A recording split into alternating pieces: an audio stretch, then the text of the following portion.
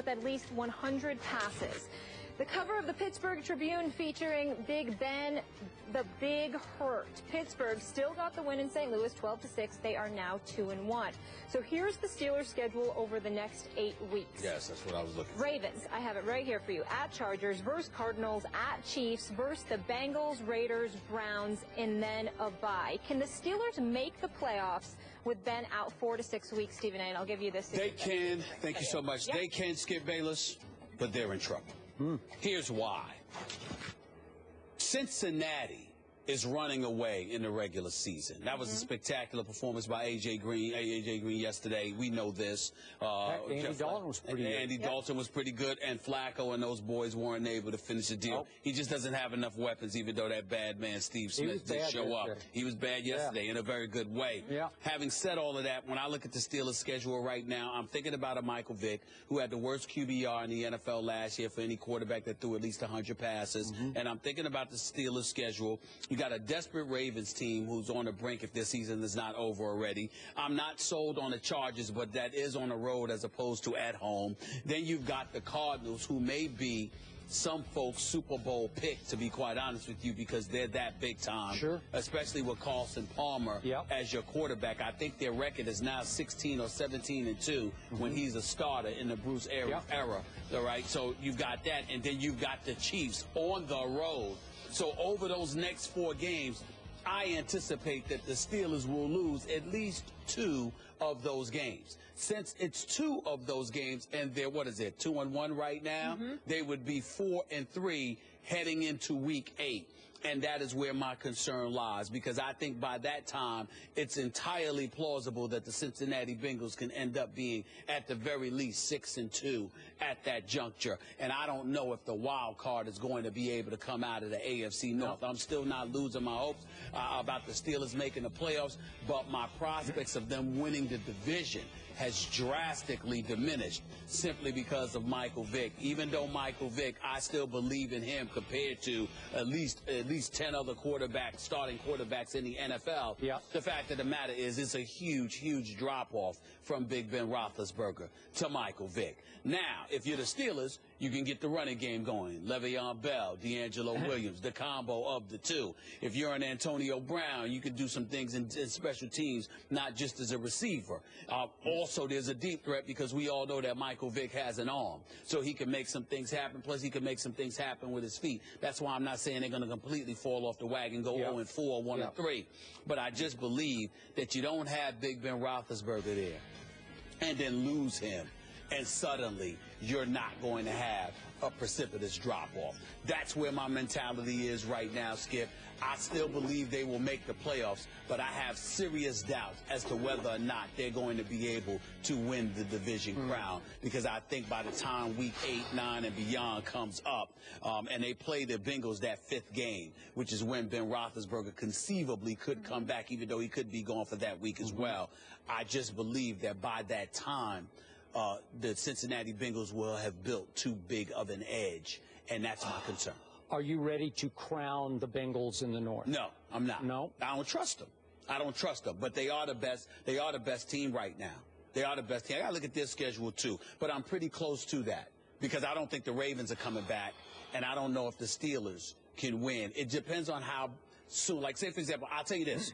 I'll crown the Bengals AFC North champions if Big Ben Roethlisberger is going to be out for more than 4 weeks. Okay. Michael Vick needs to stay healthy, too. They need a backup for him. No question. Absolutely. But of those 4 games, if all we're talking about is those 4 games, I still think the Steelers have an outside chance. Okay, before I answer Molly's question, allow me to say that I picked the St. Louis Rams to win this game yesterday, and I was dead wrong. I bet on Foles gold. Not Fool's gold, but Foles gold. Because I bet on Nick Foles. Hold on, Elizabeth, I'm coming to join you. I know. Is this Skip Bayless admitting? Is this Skip? Yes. Hold on, I remember him celebrating my elevated, knowledge about the game of football, and he said, "Now, if you could just get your picks right." Okay. And is this Skip admitting? I always admit. Wow. I always admit. I haven't had to admit any this year. I'm just touched. So really? Yeah. Okay, sure. So the point is that Foles gold was a bad pick by me, even though his QBR wasn't terrible yesterday. But the point was they had 10 chances to win that game, and they couldn't convert a 3rd down. they went 2 for 10 against the Steelers defense that I think has suddenly caught fire. Remember the debacle in the preseason against Buffalo when they got wiped off the map by the Buffalo Bills? It actually said more about here come the Bills than there go the Steelers defenders, because they played great yesterday. 2 for 10 on third down. It's at St. Louis. I know they don't draw very well, but the crowd they did have is you'd think it'd be in their corner. I guess it wasn't, and you lose 12-6, and you have 10 chances to pull that game out. Okay, now back to the question. I am not giving up on your Steelers. You're close. I'm not close. And it was heartwarming to me that there is one man and only one man who gave Michael Vick a job, because I don't think he'd be in football except for Mike Tomlin. Am I right about that? Absolutely right. Okay, so I love that, because I know we've been through all the dog stuff. I don't want to start in that. But I love what Michael Vick has made himself into as a man and a football player, even though he has taken a horrendous beating, as you keep pointing out what you're lying about. That's right. Got hit in the ribs and grabbed his head. Okay, because he's had head injuries right and left. Right. Okay, but if you give Mike Tomlin a few days, and obviously they're playing on a very short week, to try to install some things that Michael can still do at this advanced age with all of his cumulative injuries that he suffered, I think they're going to be okay. And I also believe that Ben Roethlisberger, remember his motorcycle accident, how fast he came back from that? I thought he just about, God rest his, it's like he almost left us that day, because that was close to being the end for him. And he bounced right back, and I thought it was going to be debilitating for him going forward, and he's as strong as ever. Well, you don't think he can come off an MCL sprain in 4 weeks, maybe 3? You might be surprised. They're probably saying 4 to 6 just to keep everybody at bay, but you don't think he could bounce back at least in 4 weeks? I think things with the upper extremities, I have no doubt. With the lower extremities, it's a bit different, because you've got to worry. It's not so much about him just being well enough to play. It's about what you have to concern about in terms of what you expose him to. So if he's not 100%, why are you going to throw him out there in week 6, week 7? Now, if it was week 14, you're vying for a playoff spot and the season's on the line, you take your chances. But if you know you're going to need him for the stretch run, and at the worst case scenario is he'll be back for the entire second half of the season, are you going to want to risk that in order to rush him back early? That's where, to me, that's where Vick's performance over the next few games will define. All right, but when I look at their schedule, can Michael Vick beat the Baltimore Ravens on Thursday night at home? I give him a shot. I think so. I give him a shot. I believe the Steelers can win that game. Again, you got not one, but you have 2 really good running backs. And you can figure out how to get Michael in situations that can benefit him, and some other ways to get the ball to Antonio Brown. Maybe you run reverses. Maybe you run slot handoff reverses. Little things you can do. Okay? So I look at, then they go to San Diego. The Chargers are a supreme disappointment to me, because so far they've beaten only one team when Phillip Rivers completed his last 20 passes. Guess who that was? The Detroit Lions. So we're going to talk about them later. But you know what we think about the Detroit Lions, right? Okay. So can Pittsburgh go win that game at San Diego? I give them a shot.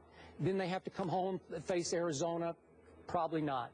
At Kansas City, probably not. But still, if you look at what's going to happen in this division, and it's hard to play down the schedule because it gets complex, the Ravens ain't dead yet. If you look all the way down their schedule, we don't have time to go game by game because it just blows your mind. We'll revisit the AFC But trust me, if you go down their schedule, you'll start saying, wait a second, they could win that one, then they could get on a roll and win that one and that one. They're still not, schedule-wise, they're not dead yet. While Cincinnati, at 3-0, looking like the world beater that they are, they have Kansas City and Seattle at home. Are you sure they're going to win both those games? Because I'm not. They're definitely going to lose one of them. All right. Okay, they're definitely going to lose one of them. Then they go to Buffalo. You give them, I'm going Buffalo all day on that game, because Buffalo is serious business on offense and defense. Well, Tyrod Taylor has shot me. He's been sensational. The only thing Buffalo has done wrong so far this year is they played Tom Brady at home. That's the only thing they've done wrong. Other than that, they're just wiping people up here. So, again, Can Cincinnati go up there and win? I don't think so. So they're going to start to drift back to the pack. Then they have to go to Pittsburgh after a bye week. Well, here you go. So all of a sudden this division will be up for grabs. Now, I'm with you. It might be difficult for a wild card team to come out of here. But somebody's going to come out of here, and I think that's still way up for grabs with just 3 games in the bank so far. Okay. All right. I feel you on that. I'm just concerned about Michael Vick, particularly on the road. And not only that, his durability as well. You can't rely on it. I think that Michael Vick can still make plays. I think that he can still lead this team to victory so long as he's healthy. And by the way, protects the ball, because that was one of the things he didn't do yesterday either. I know. You know, so we got to watch out for that. He's got to do those 2 things: stay healthy and protect the ball. Don't turn the ball over. And I think if he's able to do that, that's fine. But when you bring up these teams, you know, obviously to a lesser degree the Ravens, because I think all they have is Steve Smith to throw the ball to. But you got Phillip Rivers back there flinging the ball in San Diego. I'm looking at the Chiefs. They are not a joke. Even though I don't expect their wide receivers to catch touchdown passes, it doesn't mean Kelsey and Macklin and the boys can't do some damage, you know, in Kansas City's passing game. And then, of course, there's Arizona, who is a team that none of us can sleep on. And we all know that the Steelers, even though their defense stepped up yesterday, their secondary is suspect. It's just that St. Louis's offense is suspect. And as a result of that, that's why the game ended up being the way that it was yesterday. So, again, the opponents you take into consideration, I get that point. But when I look at stout defenses that have the potential to get a little quarterback skip, I worry about Michael Vick. I worry about Michael Vick. Short term, I don't, because I think Mike Tomlin will do everything in his power to prop him up and protect him and put him in a place that he can not only survive in, but maybe flourish a little bit. But you keep mentioning Tomlin, and you're not mentioning Todd Haley enough, who for the most part gets to run that offense. And I don't trust Haley. I think Haley's innovative. I think he can make things happen. I think he's a good offensive coordinator, but sometimes he does the inexplicable, and sometimes it's to the detriment of his team. We were both shocked when they signed Michael Vick to be elevated above a Landry Jones, who's a very poor man's Ben Roethlisberger, you know, the big kid, big strapping kid in the pocket. And we're saying, well, wait a second, how's Michael Vick going to run Ben's offense? Well, he can't. So now you're going to have to junk it. You're going to have to do night and day from Ben and hope you can survive, I think, for 4 weeks. Good luck with it. You know? We're going to dive more into the AFC North a little later in the show. Eric Allen will join us for that. We'll also revisit the NFC East as well. So the Steelers, unfortunately, losing Big Ben, but are they done? That's the question of the day. Let us know if you think they'll make the playoffs by going to Twitter and replying yes or no to the hashtag losing Big Ben.